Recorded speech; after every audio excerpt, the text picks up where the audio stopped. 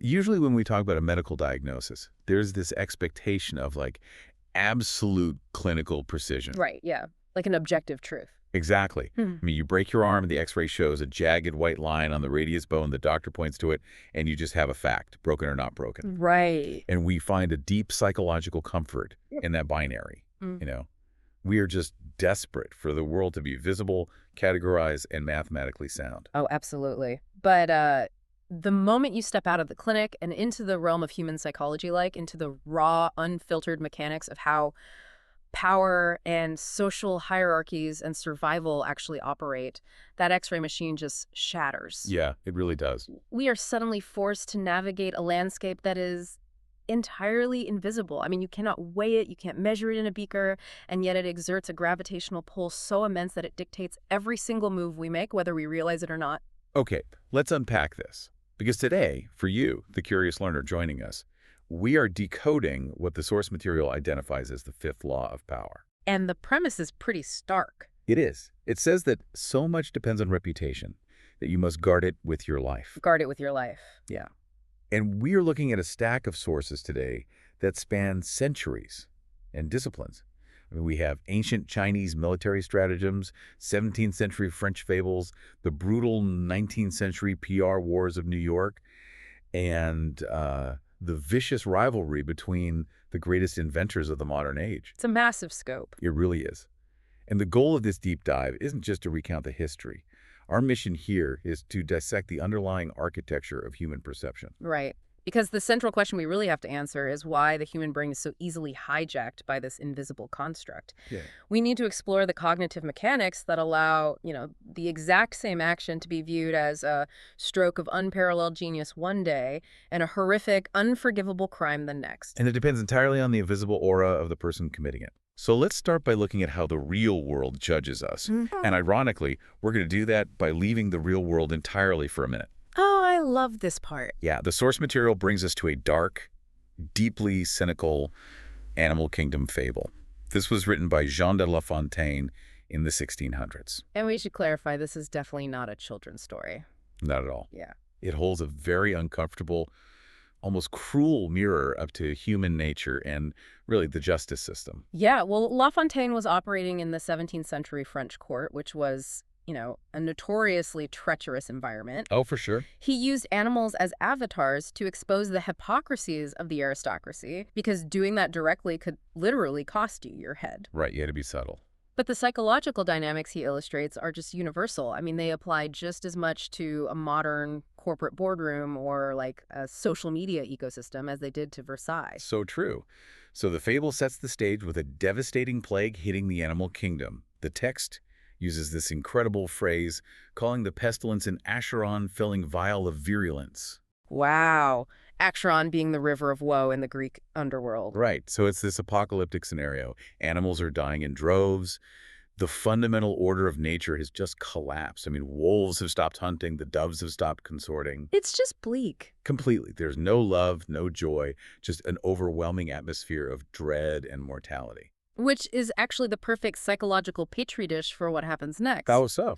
Well, in a state of absolute existential crisis, a society's collective anxiety reaches a boiling point. The psychological pressure demands a release valve. Like they need someone to blame. Exactly. Sociologists call this the scapegoat mechanism. The group mind just cannot tolerate random, meaningless suffering. They need to assign blame. Because if they can find a sinner to punish, they regain like an illusion of control over the chaotic universe. Okay, so the lion, who is the supreme monarch of this kingdom, assumes the chair and calls a council. He addresses the surviving animals and says that heaven is clearly punishing them for their collective sins. And the only logical solution, he argues, is to find the single most sinful creature among them and sacrifice that individual to appease the heavens. And save the rest. Exactly. And surprisingly, he offers to start the audit with himself. Very noble of him. Right. The lion confesses, with this grand theatrical humility, that to satisfy his own greedy appetite, he has banqueted on a massive number of sheep. Just endless sheep. Endless sheep. Sheep who, he admits, never did a single thing to harm him. He even casually throws in that sometimes, he ate the shepherd too. Naturally. He concludes by saying, if need be, then I'll die. but it's only fair that everyone confesses. And the framing of that confession is just a masterclass in power dynamics. It really is. Because objectively, the lion is admitting to mass unprovoked slaughter. I mean, he is confessing to the murder of innocents and their protectors solely for his own gluttony. Yeah, in any rational, objective legal framework, this is a capital offense of the highest order. But the lion isn't operating in an objective framework. He is operating within a reality distortion field that's generated by his supreme reputation. Just watch how the cognitive dissonance of the court resolves itself here. It's amazing. The fox immediately leaps up to take the floor. And he doesn't just defend the lion, he completely reframes reality. How does he spin it? The fox says, "Sire, you're too good a king. Such scruples are too delicate." He basically argues that eating sheep, which he just dismisses as a profane and vulgar herd, isn't a sin at all. Oh, wow. Yeah, he spins it so that it is actually an honor for those lowly sheep to be consumed by a creature as magnificent as the lion. And what about the shepherds he murdered? Oh, the fox claims they deserve their gruesome fate because they dared to try and rule over the animals. Wow. So the fox is providing the psychological alibi that the rest of the powerful predators desperately need right now. Exactly. The text actually notes that the crowd erupts in toady cheers. Yeah, because the tiger, the bear, the other apex predators, they all suddenly realize the game. If they condemn the lion for murder, they set a precedent that will inevitably condemn them for their own brutal natures. Right. They can't afford that. So they unanimously agree to a collective delusion. They decide that every single one of these vicious predators is in fact really a saint. Their reputations as the powerful elite completely insulate them from the moral consequences of their actions. But the fable doesn't end there. Because once the powerful have absolved each other, a lowly ass steps forward. The donkey. The donkey, yeah. He approaches the council with, genuine honesty. Right. He says, "I remember once I was crossing this abbey mead, and I was starving. There was plenty of grass, and the opportunity was there, so I shaved a tongue's breadth wide, where frankly I had no right to any grass. A tongue's breadth. A microscopic, almost invisible nibble of grass that belonged to the monks." The contrast there is deliberately absurd. I mean, we move from the confessed slaughter of humans and flocks to the theft of a single mouthful of vegetation. But the reaction of the court reveals the true nature of their judicial system. It is absolute chaos. Yeah. The court turns on the ass with terrifying speed.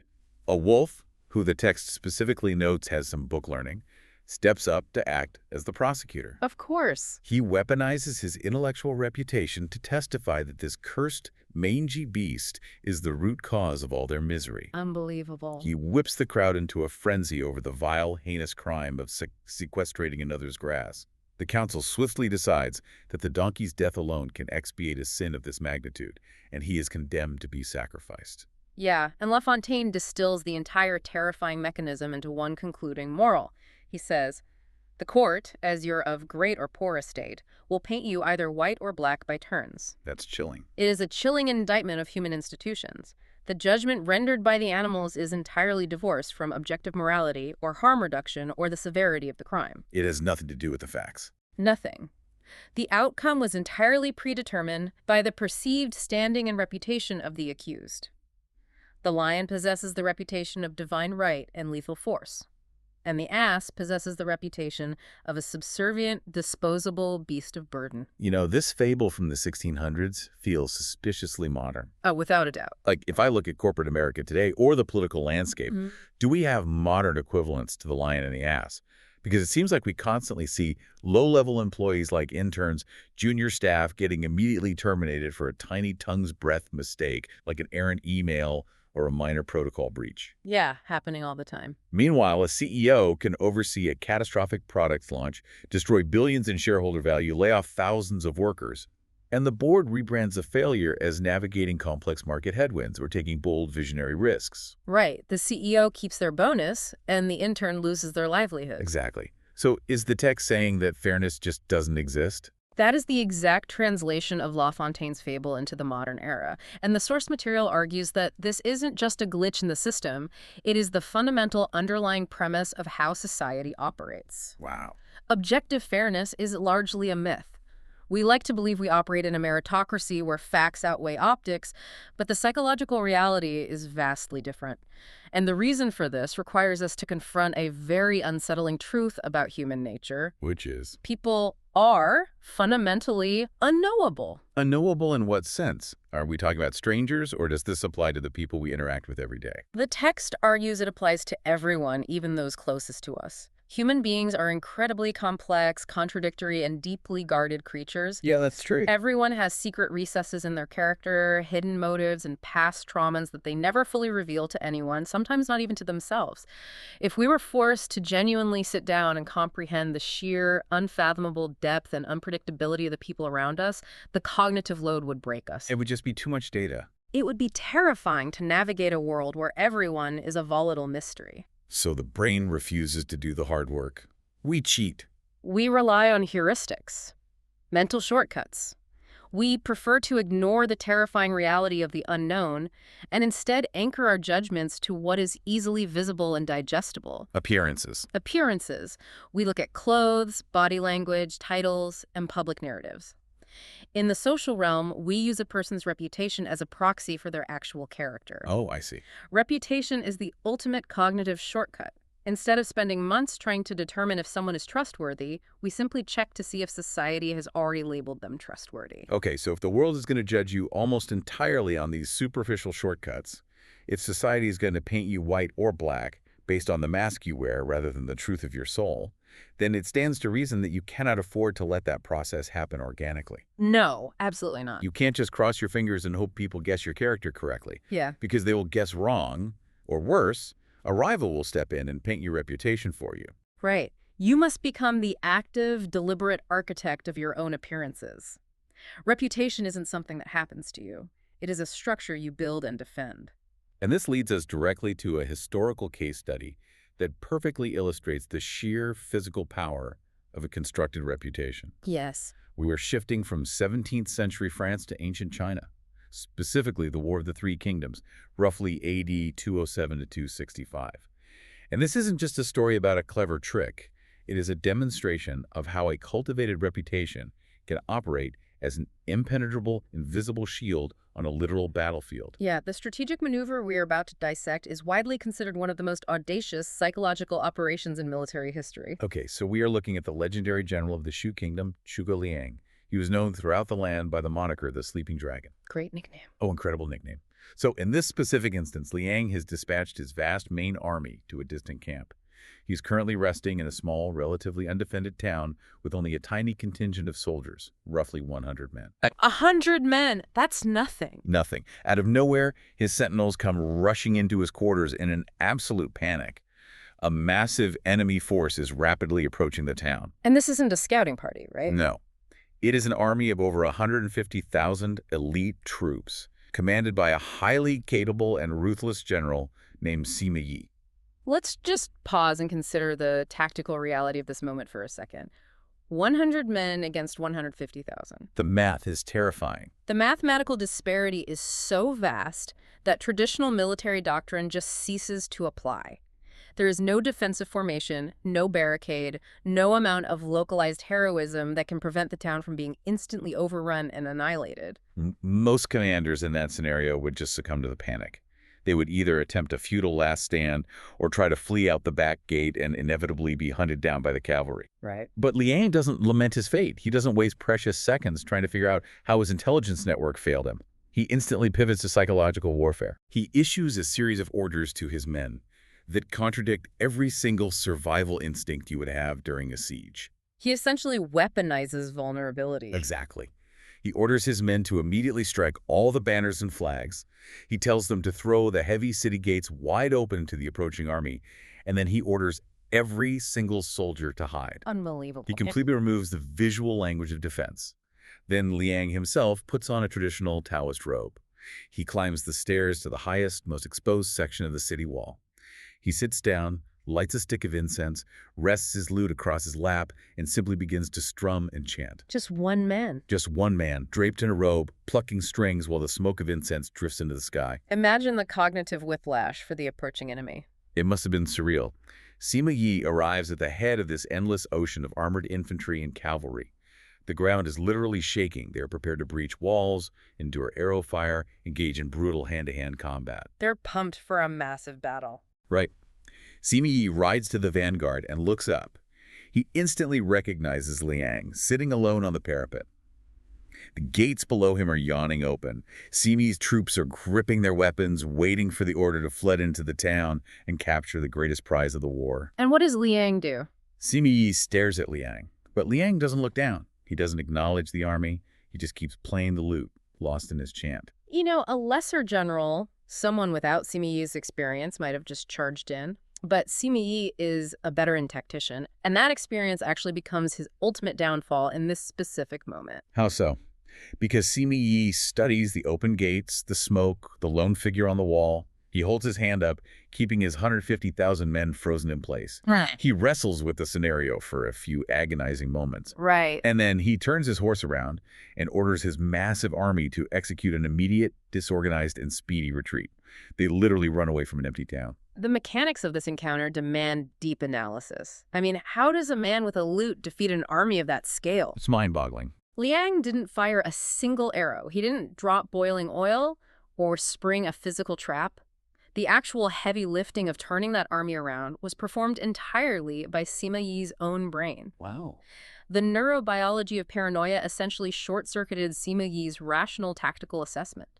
But that paranoia didn't just spontaneously generate from the incense smoke. It was a direct, triggered response to the massive, complex reputation that Liang had spent decades cultivating. Yeah, the source text gives us the crucial context of why Sima Yi's brain betrayed him. Liang wasn't just some eccentric guy who liked playing music on walls. No, he was the sleeping dragon. Exactly. He'd carefully, methodically built a reputation as the most cunning, unpredictable, and deceptive intellect in all of China. A man who never ever made a mistake and who always had an elaborate trap waiting to be sprung. Right. The text details some of his previous exploits, and they read like espionage thrillers. And understanding those past exploits is vital because they act as the raw data that Sima Yi's brain is processing when he looks at those open gates. Totally. For instance, the text recounts a time when a man arrived at Liang's camp, claiming to be a disaffected lieutenant from the enemy army, offering to hand over crucial intelligence. Okay. Liang, through sheer perceptive intuition, instantly deduced the man was a false deserter sent to lay a trap. So what's the standard military protocol there? It's simple. You execute the spy, and the executioner literally has the axe raised over the man's neck. Mm-hmm. But at the final microsecond, Liang halts the execution. Wow. He offers the terrified spy a deal, your life, in exchange for becoming a double agent. The man agrees, returns to the enemy camp, and starts feeding them meticulously crafted false information provided by Liang. Because of this, Liang's forces win a string of decisive battles. It demonstrates a level of manipulation that goes far beyond simple battlefield tactics. He doesn't just defeat his enemies, he rewires their own assets to work against them. There's another example that is even more brazen. Liang needed to move enemy troops out of a specific region, so he orchestrated the theft of an enemy commander's military seal. Oh, that's bold. He used the seal to forge official deployment documents, dispatching huge segments of the enemy army to distant, irrelevant locations. So he just sent them away. Yes. And once the enemy forces were dispersed by their own fake orders, Liang swept in and effortlessly captured 3 entire cities, taking control of a vital strategic corridor. Incredible. He even managed to trick the enemy leadership into believing their own most loyal general was a traitor, forcing that general to flee for his life and actually defect to Liang's side. So now, if you place yourself inside the mind of Sima Yi, he has fought Liang dozens of times. He has studied these intelligence reports. He knows that Liang's primary weapon is deception. Yeah. When Sima Yi rides up to this town expecting a desperate defense and instead finds open gates, a hidden garrison, and his nemesis casually playing a lute, his brain just cannot process it as reality. He is thinking, this is it. This is the masterpiece. This is the largest, most convoluted trap the sleeping dragon has ever laid for me. Yeah. Sima Yi was stunned. The text points out that he interpreted the Taoist robes, the chanting, the incense, all of it, as a game of extreme psychological intimidation. He genuinely believed Liang was taunting him, daring him to walk into an ambush so catastrophic it would wipe out his entire force. And the source material highlights the absolute triumph of reputation here. It notes that for one fleeting, terrifying moment, it actually crossed Sima Yi's mind that Liang might truly be alone, vulnerable, and desperate. Really? So the logical part of his brain did suggest the truth. Yes. But his fear of Liang's reputation was so immense, so deeply ingrained, that he dared not risk testing that hypothesis. Oh. The physical reality of the situation, the fact that his army could have crushed the town in 5 minutes, was completely overwritten by the cognitive filter of Liang's reputation. The incense and the lute were merely physical props designed to activate a pre-programmed psychological trigger in the enemy commander. So Liang used his reputation as like a localized reality distortion field. He forced the enemy to defeat themselves. And this brings us to a deep philosophical grounding provided by the source material regarding why human beings revere reputation to such an extreme degree. Okay. The text quotes philosophers like Cicero and Montaigne to illustrate a fundamental, almost biological truth about human ego and identity. It says that fame and reputation are the only assets humans absolutely refuse to barter away or abandon. How does Montaigne frame that? Because, we trade away valuable things all the time. Well, Montaigne observes human behavior and notes a profound paradox. We are willing to share our material wealth with our friends. We will donate our money. Yeah. In extreme circumstances, human beings will even lay down their physical lives to protect others. We will surrender our existence. Right. But you will rarely, if ever, find a human being who is willing to share their fame or who will willingly make a gift of their hard-won reputation to someone else. It is the most jealously guarded asset we possess because it is the avatar we send out into the world to interact with society on our behalf. And the Cicero quote adds a layer of beautiful irony to this. Cicero points out that even the philosophers and authors who write entire books condemning fame, the people who philosophize endlessly about how terrible and toxic the desire for public recognition is, they still demand that their own names be printed in large letters on the title page of those books. They do. They desperately want to be famous for despising fame. It exposes the inescapable nature of the human ego. We cannot function without the desire to be known, and more importantly, to be known for something specific. Right. Chuko Liang understood this visceral human operating system. He didn't just stumble into being the sleeping dragon. He recognized early on that a reputation for lethal cunning would protect him better than 10,000 armored guards. That strategy is undeniably brilliant when you have the capital to back it up. I mean, Liang used a massive, established reputation defensively. It was a shield he had spent decades forging. Yes, exactly. But this raises a critical transition point for us. What is your strategy when you don't have that shield? Good question. What happens when you are the absolute underdog? You are an upstart, you have zero capital, zero influence, and absolutely no reputation to your name, and you find yourself facing a giant who has all the established power. Right. You can't sit on a wall and play a lute to intimidate them, because no one cares who you are. Mm-hmm. The absence of a threat doesn't trigger paranoia. It just invites them to crush you. When you are operating from a blank slate against an established entity, defensive posturing is useless. It requires a completely different paradigm. It requires asymmetrical, offensive warfare. Which takes us from the battlefields of ancient China to the cutthroat business world of 19th century New York. Yes. We are going to examine the blueprint laid out by a young P.T. Barnum. A master of this. Truly. So the year is 1841. Long before he was the world-famous circus magnate, Barnum is just a young hustler trying to establish himself as America's premier showman. He identifies his target, the American Museum in Lower Manhattan. Okay. It's an institution, and Barnum wants to buy it, revamp it, and turn it into a world-class collection of curiosities. But he hits a structural wall immediately. A massive one.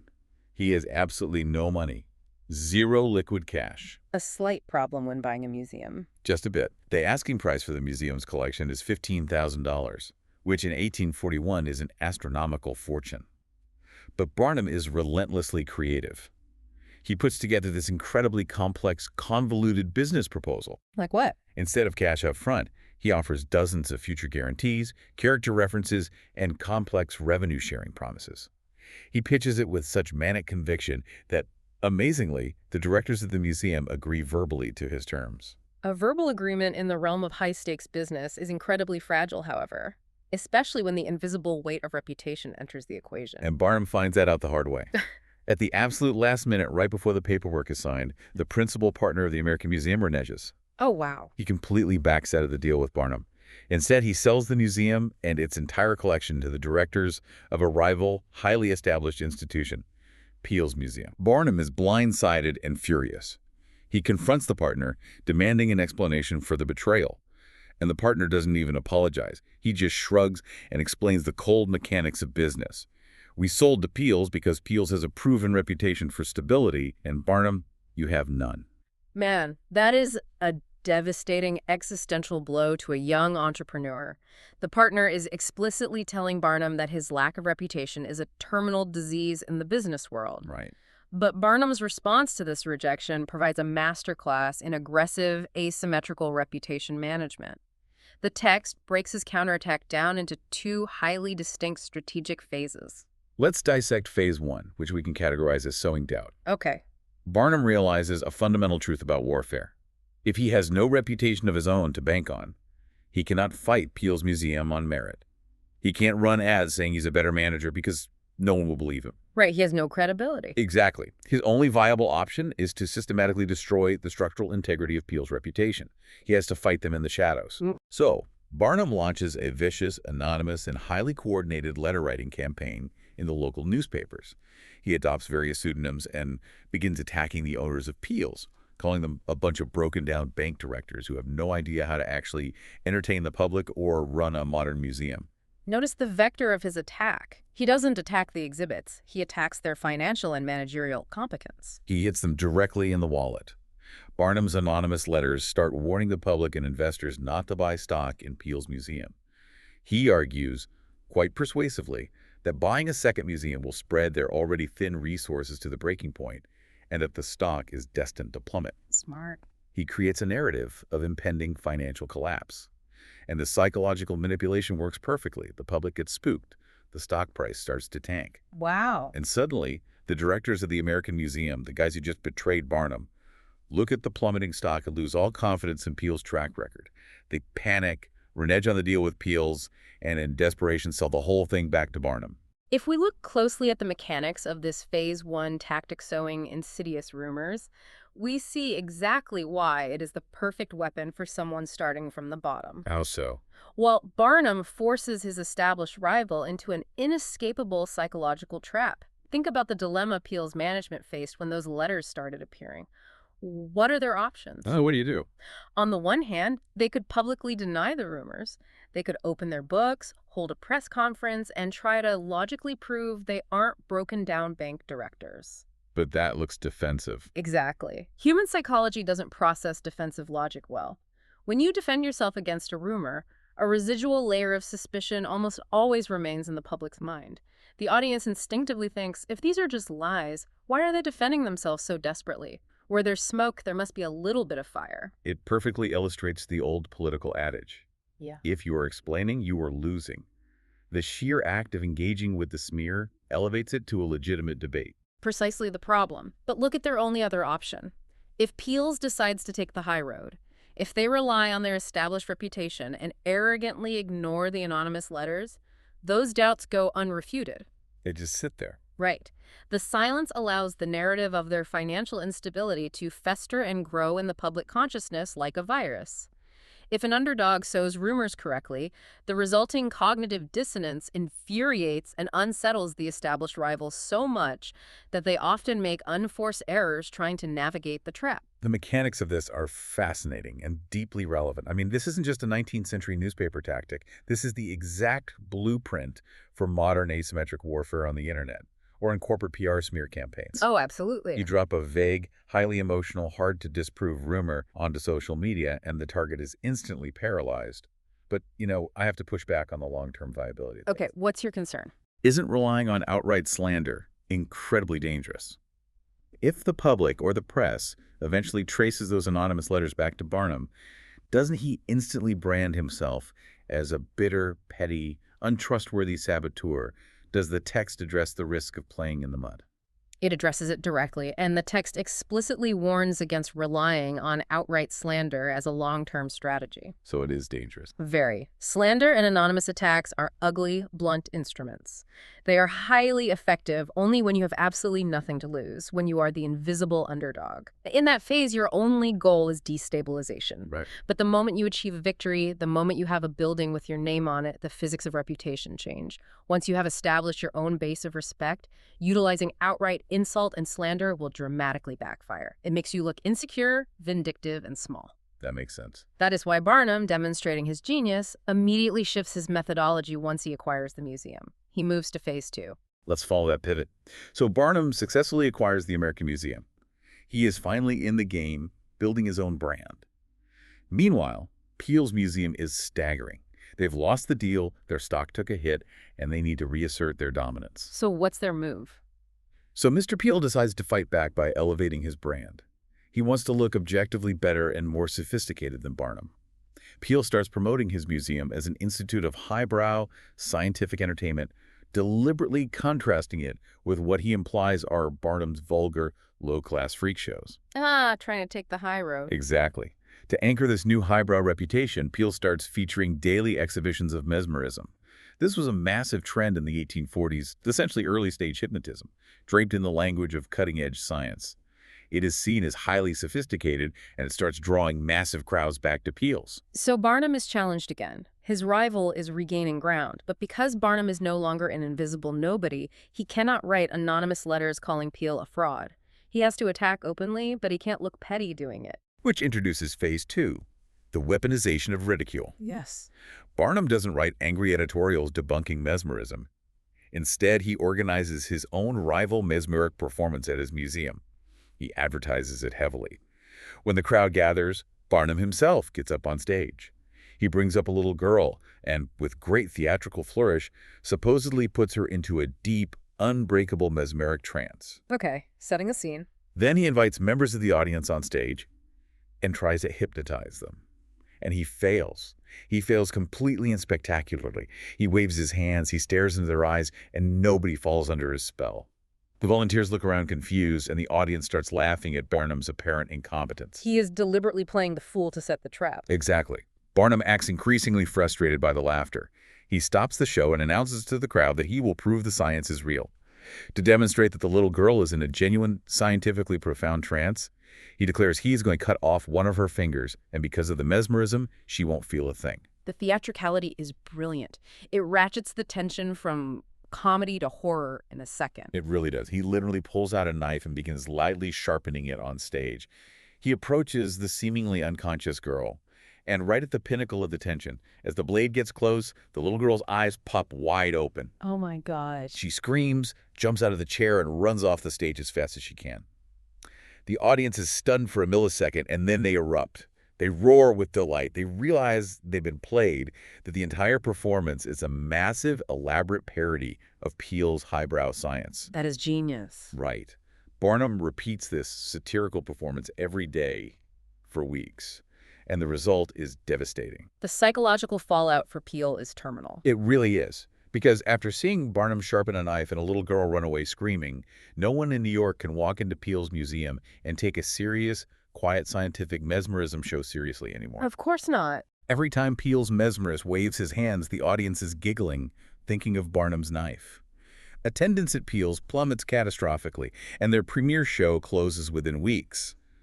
Peale's reputation as a serious scientific institution is completely shattered by a joke, while Barnum's reputation as a brilliant, audacious, and wildly entertaining showman skyrockets. This sequence reveals the terrifying brilliance of ridicule as a weapon. If you analyze the psychology, laughter is a far more lethal and penetrative weapon than anger or logical debate. Why is that? When Barnum uses a fake comedic demonstration, he accomplishes multiple strategic goals simultaneously. First, he completely invalidates his opponent's core product without ever engaging in a boring scientific debate that he might lose. Right, because debates are dry. Exactly.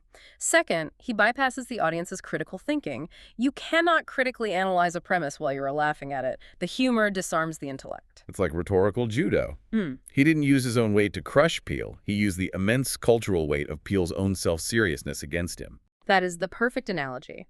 Employing gentle barbs, satire, and mockery signals something crucial to the public. It signals supreme confidence. It suggests that you have a strong enough sense of your own worth and your own secure position that you can afford to enjoy a good laugh at your rival's expense. A humorous front pokes gaping holes in your enemy's armor, completely deflating their aura of authority, while simultaneously making you look like a harmless, charming, and highly intelligent rogue. Slander makes you look mean and insecure. Satire makes you look unassailable. The distinction between those two approaches is profound. Barnum didn't just win a business rivalry. He actively reached into the minds of the New York public and rewired the cognitive filter through which they viewed Peale's museum. Yes. And this brings us to a terrifying, overarching realization about the nature of this law. Reputation isn't just a metric of how famous you are or whether people generally like you. The source material argues that reputation acts as a literal biological filter on human perception. That's a huge point. It actively alters how our everyday physical actions are processed and judged by the brains of the people around us. This is where we move from tactics to neurobiology. Reputation operates as a cognitive lens. It colors the facts before the conscious brain even has a chance to evaluate them. To illustrate the absolute power of this cognitive lens, the source material takes us back to the ancient Chinese court, this time to the Wei Kingdom. Okay. We're introduced to a courtier named Xia. He has cultivated a pristine reputation. He is known throughout the kingdom for his supreme civility, his graciousness, and his impeccable manners. Because of this reputation, he becomes the absolute favorite of the ruler. Very important detail. Now, the Wei Kingdom operates under very strict draconian laws. One of the most severe laws states that whoever rides secretly in the ruler's royal coach without explicit permission shall be punished by having both of their feet chopped off. It is a brutal legal framework, but importantly, it is an entirely objective one. The law does not offer exceptions for intent or circumstance. If you ride in the coach, you lose your feet. The binary X-ray we talked about in the intro. All right. So one night, Xia receives word that his mother has fallen terribly ill. In his panicked rush to get to her bedside, he makes a fatal error in judgment. He commandeers the royal coach, pretending to the guards that the ruler gave him a secret order. Okay, so that's a clear violation. It is a clear, undeniable violation of the capital law. Inevitably, the ruler finds out. By the letter of the law, the executioner should be summoned immediately. But how does the ruler react when he hears what his favorite courtier did? What does he do? He doesn't call for the axe. He weeps. He says to his court, "How dutiful is Xia. For his mother's sake, he even forgot that he was committing a crime, making him liable to lose his feet." This is the cognitive lens in action. Xisha's established reputation for civility and goodness was so strong that it forced the ruler's brain to reframe a capital crime into an act of supreme, heroic, filial piety. Psychologists call this the halo effect, and the text provides a second example of it operating in full force with Xia. Okay, what's the second one? Later on, the ruler and Xia are strolling together through a royal orchard. Xia picks a peach and takes a bite. It is unusually sweet and delicious. Instead of finishing it, he hands the half-eaten peach directly to the ruler to taste. Oh, wow. Now, in an absolute monarchy, handing the king your half-eaten garbage is a massive insult. It is a breach of protocol that could get you killed. But the ruler's brain is still operating under the halo effect. He is touched. He's touched by the half-eaten peach. Yes. He proclaims to the court, "You love me so much that you would even forget your own saliva taste and let me eat the rest of the peach." A half-eaten peach is magically transformed into the ultimate symbol of selfless devotion. The ruler's brain takes the physical data, the stolen coach, the bitten fruit, and twists the narrative to fit the pre-existing label he has applied to Xia. But the terrifying part of this psychological mechanism is that the lens can be inverted. And it is. Over the years, the political winds in the court shift. Envious fellow courtiers begin a slow, methodical whisper campaign against Xia. They spread rumors that his civility is just a mask, that he is actually devious, arrogant, and plotting against the throne. So they're chipping away at the halo. Slowly, inevitably, they successfully damage his reputation. The halo shatters. And what happens next is chilling. Xia commits some minor, completely unrelated offense. The ruler is angered, and suddenly, his perception of reality completely flips. He reevaluates everything. He looks back at Xia's past. He remembers the coach. He remembers the orchard. But now he sees them through a shattered lens. He screams at his courtiers, "This fellow once rode in my coach under pretense of my order, and another time he gave me a half-eaten peach." The physical data remains identical. The events have not changed. The exact same actions. Before, they were irrefutable proof of love and devotion. Now, viewed through the lens of a damaged reputation, they are suddenly interpreted as horrific, long-standing crimes of disrespect and treason. And because his reputation was broken, the protective field vanished. Xia had to suffer the accumulated penalties. The ruler ordered his feet to be cut off. His physical fate The loss of his limbs did not depend on the objective reality of his actions. It depended entirely on the state of his reputation at the exact moment the ruler was judging him. It is a devastating, visceral example of cognitive dissonance theory. The human brain consumes an enormous amount of calories. To save energy, it relies on narrative consistency. Right. If the brain believes person A is good, it will burn a massive amount of cognitive energy twisting facts to excuse person A's bad behavior, because rewriting the foundational belief requires too much effort. That makes a lot of sense. But once the foundational belief is destroyed, once the reputation shifts from a halo to horns, the brain flips the equation. Every innocent mistake, every misspoken word is instantly processed as malicious intent. The philosopher Friedrich Nietzsche captured the psychological weight of this perfectly. The source material quotes his observation: "It is easier to cope with a bad conscience than with a bad reputation." It sounds incredibly dark, but if you examine the mechanics of power, it is an absolute truth. A bad conscience, no matter how heavy, only torments you internally. It is a private hell. And human beings are infinitely capable of rationalizing their own sins to themselves. Oh, for sure. But a bad reputation dictates how the external world treats you. It dictates your access to resources, to allies, to mercy. It dictates whether you keep your feet or lose them. You cannot rationalize away a mob that has decided you are a monster. Which brings us to a highly practical question.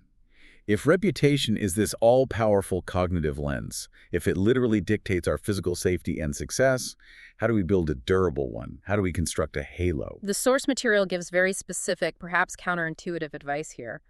Build your reputation around one outstanding quality. Do not try to be well-rounded. Keep it painfully simple. Why is that? The rationale behind this strategy goes back to the brain's desire to conserve energy. Complexity confuses the public. If you are known for being 5 different things, your image is blurry. The public brain cannot easily categorize you, so it ignores you.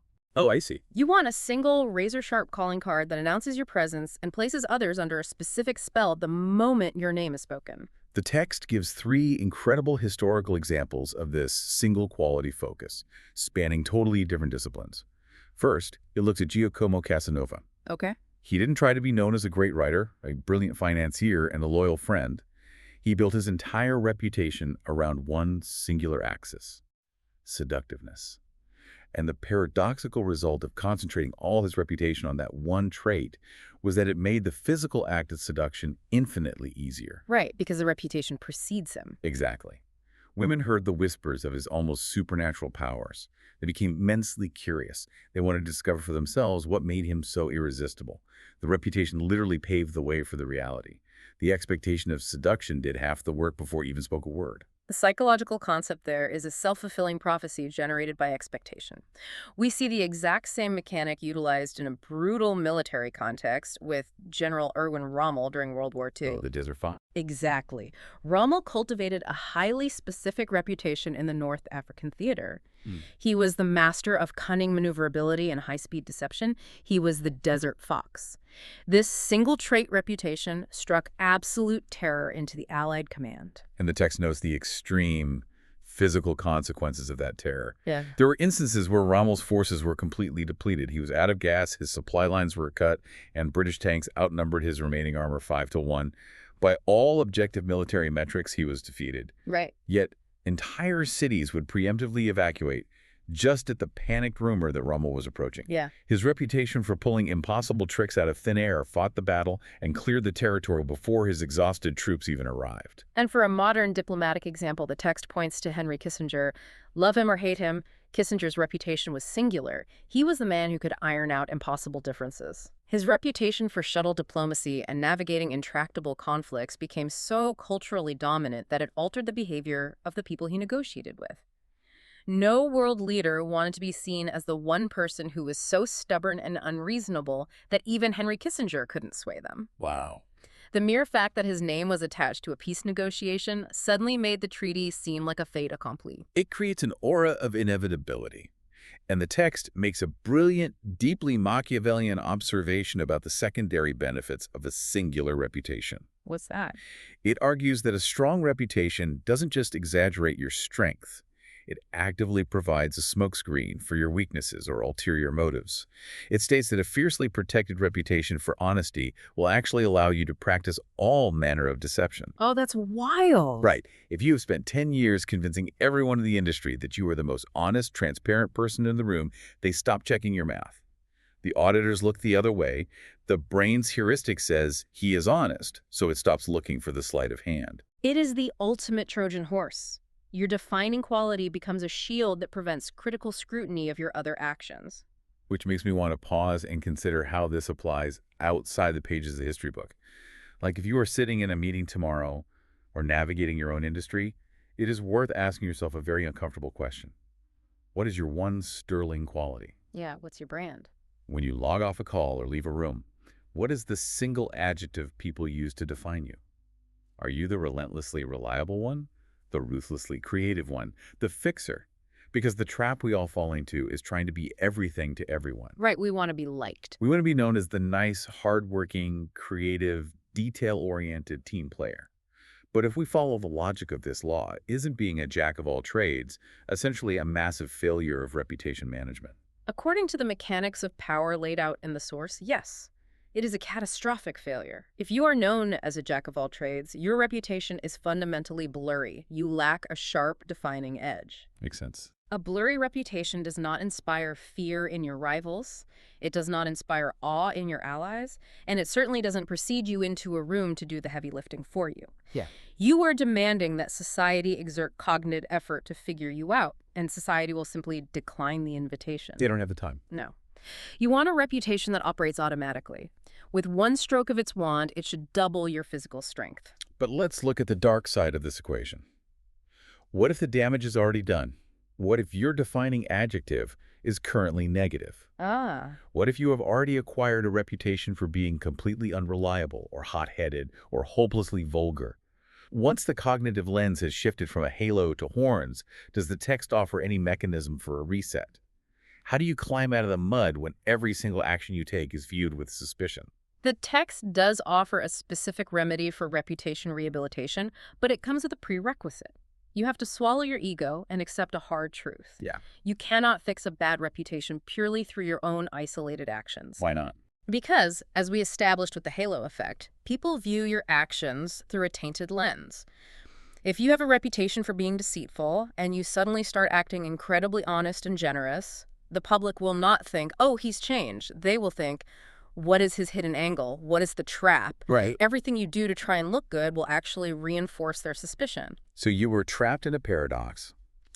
How do you break the cycle? Through the psychological mechanism of association. You must actively bind your identity to someone whose established image directly counteracts your own flaws. You use the immense gravity of their good name to whitewash your tainted one. Reputation laundering. Exactly. The text brings back P.T. Barnum to provide a masterclass in this. So Barnum had won his museum and achieved immense fame. But he had a massive problem. His reputation was entirely built on being a promoter of vulgar, lowbrow, sensationalist entertainment. The freak shows. Right. He was the guy who displayed fake mermaids and circus oddities. He was wealthy, but he was completely despised by high society. He wanted legitimacy. He knew he couldn't just write an editorial claiming to be a sophisticated gentleman. No one would believe the creator of the Fiji Mermaid. Obviously. So what was his associative play? He aggressively pursued and sponsored an American tour for Jenny Lind. And who was Jenny Lind in the context of the 1850s? She was known as the Swedish Nightingale. She was a European opera singer with a stellar, almost impossibly high-class reputation. She was the absolute paragon of aristocratic culture, grace, and moral purity. Okay, quite the contrast. Barnum paid an astronomical sum to bring her to America and act as her sole promoter. He tied his name inextricably to hers in every newspaper in the country. By simply standing next to the paragon of culture, by associating his brand with hers, he elevated his own image tremendously. The public's brain essentially copy-pasted her halo onto his head. It is trait transference. The text points to an even more dramatic example of this with the great American robber barons of the late 19th and early 20th centuries. Men like J.P. Morgan and Henry Clay Frick. Oh, yeah. For decades, these men were almost universally despised by the general public. They had built their empires through absolute cruelty, monopolistic practices, and mean-spiritedness. They ruthlessly crushed labor unions, occasionally with lethal force, and destroyed their competitors without mercy. So their reputations were horns, big time. Big time. In their later years, they faced a massive public relations crisis. They wanted legacy, but their reputations were drenched in greed. And just like Barnum, they couldn't just hire a PR firm to issue a statement saying, actually, deep down, we are deeply sensitive, caring philanthropists. The cognitive dissonance for the public would be too high. The press would have laughed them out of the room. Exactly. So they bypassed verbal arguments entirely and utilized association on a monumental scale. They began funneling their vast fortunes into collecting high art. They bought masterpieces by the boatload, they built grand museums, and stocked them with unquestionable cultural treasures. Suddenly, the names Morgan and Frick were no longer solely associated with crushed strikes and monopolies. They were permanently associated in the public mind with names like Leonardo da Vinci, Rembrandt, and Vermeer. The strategy completely rewrote their historical legacy. It softened their unpleasant image almost entirely. The beauty, the timelessness, and the unquestionable purity of the Renaissance art essentially rubbed off on the brutal men who purchased it. It is a stunning example of how reputation can be chemically altered by proximity. But the text immediately follows this lesson with a massive flashing warning label. We have discussed how to build a reputation, how to attack our rivals, and how to launder a bad one. But what happens when someone attacks you and you react improperly? Okay. What happens when you attempt to defend your reputation, but your vengeance is driven by emotion rather than strategy? This brings us to perhaps the most shocking and tragic narrative in the source material. It is a story of how one of the most brilliant minds in human history allowed his own emotional fragility to permanently stain his legacy. We are looking at the vicious rivalry between two titans of invention, Thomas Edison and Nikola Tesla. This conflict, known as the War of the Currents, is the textbook example of a catastrophic failure in reputation management. It illustrates the danger of status anxiety. The context is crucial here. In the late 1880s, Thomas Edison is an absolute god in the American public consciousness. He is considered the father of electricity, the Wizard of Menlo Park. He has built his entire sprawling financial empire and his personal identity on his system of direct current or DC power. He is the established lion of the industry. Right, he's at the top. But then, this brilliant, eccentric Serbian immigrant, Nikola Tesla, arrives on the scene. Tesla develops a competing system based on alternating current, AC power. And the terrifying reality for Edison is that Tesla's AC system is objectively superior for transmitting electricity over long distances. It threatens to make Edison's entire DC infrastructure obsolete. Try to comprehend the psychological threat this poses to Edison. It is not just a financial threat. It is a profound narcissistic injury.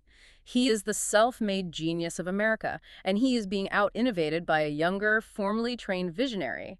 His invisible armor is cracking. Edison is absolutely furious. He is gripped by panic. He decides that the only way to save his empire and his reputation as the premier inventor is to completely annihilate Tesla's reputation. And how does he do that? He needs to convince the American public that Tesla's AC power is not just a competing technology, but an inherently fatally unsafe menace to society. Yeah. And the lengths Edison goes to achieve this are staggering. He completely abandons his rationality. He descends into a deeply dark, visceral form of psychological warfare.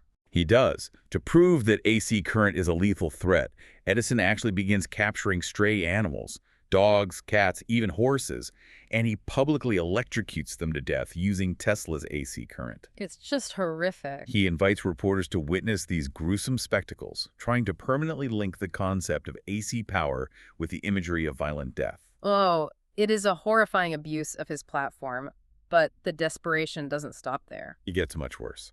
Killing stray pets wasn't enough to halt the momentum of Tesla's superior technology. Yeah. So in 1890, Edison uses his massive political influence and back-channel connections to convince New York State prison authorities to adopt electrocution as a new method of capital punishment. Unbelievable. And he specifically ensures that the state uses the electric chair powered by an alternating current generator. He wants to legally brand Tesla's invention as the official instrument of death for murderers. It is a macabre, incredibly high-stakes PR stunt designed to equate his rival with execution. But Edison was a DC expert. His experiments with AC had only been on small animals. He vastly miscalculated the voltage required to kill a human being quickly and cleanly. Oh, no. The first execution using this chair was inflicted on a man named William Kemmler. The charge they used was far too weak. The man was only half killed by the initial shock. God. It resulted in an absolutely awful, prolonged spectacle of human suffering. They had to frantically recharge the generator and repeat the procedure while the witnesses watched in horror. It was perhaps the crudest, most traumatic, state-authorized execution in the country's history. Just a total disaster. And George Westinghouse, who was backing Tesla, famously remarked to the press that they would have done better using an axe. This historical tragedy raises a vital analytical question for us. Why did this aggressive campaign backfire so spectacularly on Edison? Because it did.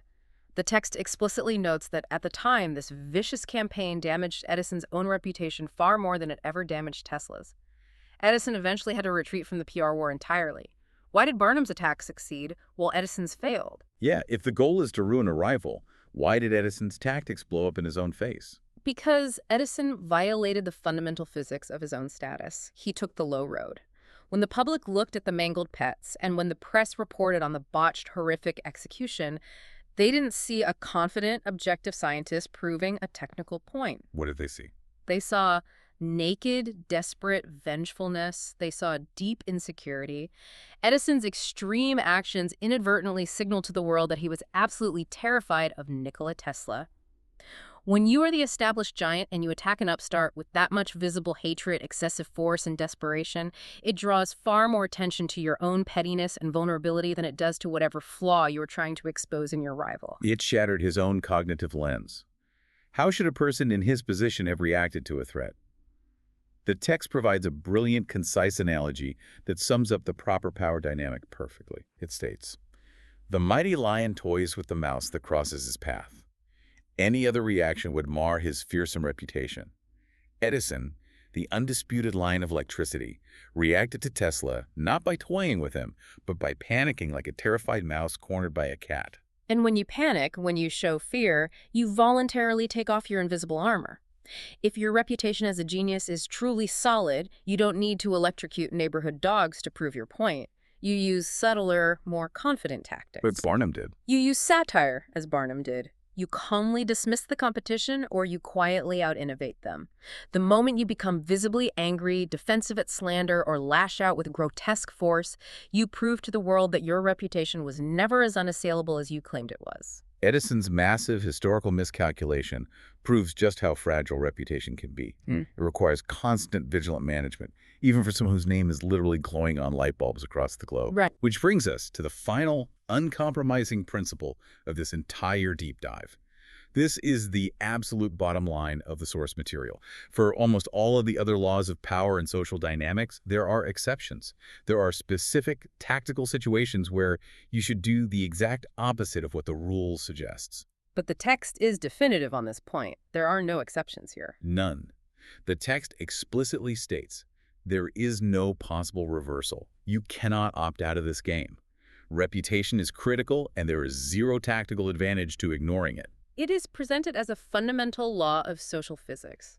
You cannot exist in a vacuum. The moment another human being perceives you, a reputation begins to form. People often try to find a loophole. The text anticipates this and gives the example of someone like Oscar Wilde. You might look at his life and think, well, what about the rebel? What about the iconoclast who actively fights against society's norms? What if I want a reputation for simply not caring at all what people think? Yeah, the classic rebel image. The text dismantles that argument. It points out that even that rebellion is a carefully constructed reputation. Oscar Wilde meticulously cultivated an image of insolence, flamboyance, and arrogance. He made a highly public, theatrical point of flouting Victorian norms. Exactly. But that was still a managed reputation, and he used it to great strategic advantage to dominate the cultural conversation and keep society obsessed with him. The underlying mechanism there is that having an actively negative, rebellious, or scandalous reputation is still infinitely better than having no reputation at all. Because if you have no reputation, if you are truly invisible to the social matrix, you have no weight. You are a ghost. You cannot exert force on the world. The source material leaves us with an incredibly vivid, lingering visual metaphor to conceptualize this. It says you should visualize your reputation as a mine full of diamonds and rubies. I love that imagery. You had to dig for it. You worked tirelessly in the dark to find it. And now your wealth and your security are assured. But precisely because it is so immensely valuable, robbers, thieves, and envious rivals will inevitably appear from all sides to try and steal it from you, or smash the jewels to dust. Right, that makes you a target. You must never, for a single moment, take this wealth for granted.